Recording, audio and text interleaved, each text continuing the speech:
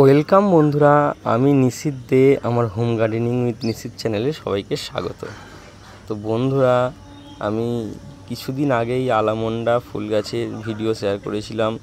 তাতে আমি এই ফুল গাছের পরিচর্যা কীভাবে করতে হয় সেটা বলেছিলাম, এবং পুরনো গাছকে কিভাবে রিপোর্ট করে সেখান থেকে প্রচুর সংখ্যায় ফুল পাওয়া যায় সেই নিয়ে আলোচনা করেছিলাম, এবং বলেছিলাম যে আমার গাছ কুঁড়িতে ভরে এসেছে, আর কিছুদিনের মধ্যেই গাছ ভরে ফুল ফুটবে।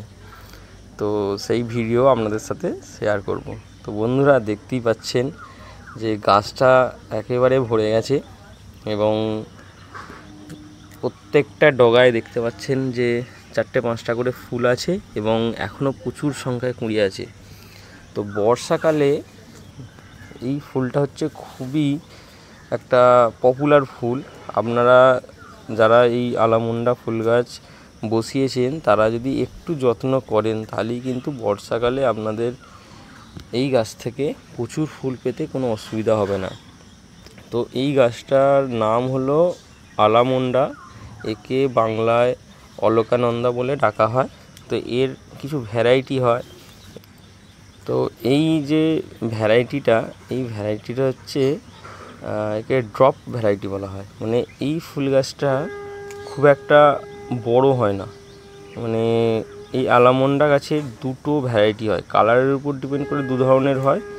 এছাড়া এই গাছের আকারের ওপর ডিপেন্ড করে দুটো ভ্যারাইটি হয়। মানে আর একটা গাছ হয়, যে গাছটা হচ্ছে আমরা কোনো পাঁচিলে বা কোনো দেয়ালে তুলে দিই, বা কোনো একটা শেডের ওপরে আমরা যদি তুলে দিতে পারি, সেখানে কিন্তু প্রচুর সংখ্যায় ফুল হয়। সেই ফুলটা কিন্তু একটু বড় হয়, এবং সেই গাছটা লতানে হয়, তার পাতা আরও বড় বড় হয়, কিন্তু একই মানে নেচার। মানে এই গাছের পাতার যে দেখতে পাচ্ছেন একটা বৈশিষ্ট্য, 4টে করে পাতা থাকে এক একটা এতে, আবার নিচের অংশে দেখুন আরও 4টে করে পাতা আছে। তো সে যে বড় যে গাছটার কথা বলছি সেই গাছেতেও কিন্তু সেম, কিন্তু পাতার আকারটা অনেক বড় হয়, এবং তার যে ফুলগুলো হয় সেই ফুলগুলো কিন্তু খুবই বড় বড় হয়।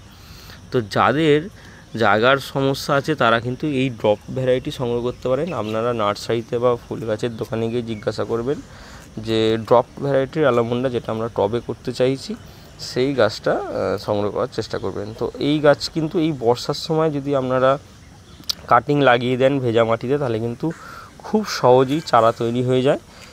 আপনারা 4-5টা কাটিং নিয়ে নেবেন, একটু শক্ত দেখে ডাল নেবেন। মানে এই যেই ডগার অংশগুলো নেওয়ার দরকার নেই, মানে একটু পুরনো ডাল, মানে এই ডালটা ধরুন, এই ডালটা পুরনো, এই ডালের এই গোড়া অংশটা কেটে একটা ভেজা মাটিতে বসিয়ে দেবেন, আর কিছুদিন আপনারা সেটাকে শেডে রেখে দেবেন। এই দেখুন আমার বেশ কিছু চারা বানানো আছে, তার মধ্যে এটা একটা। তো এটাও দেখুন আর কিছুদিনের মধ্যে হয়তো ফুল আসবে গাছে। তো এই গাছে কিন্তু বর্ষা ও গরমে, সবথেকে বেশি এই বর্ষায় প্রচুর সংখ্যায় কিন্তু ফুল দেয়।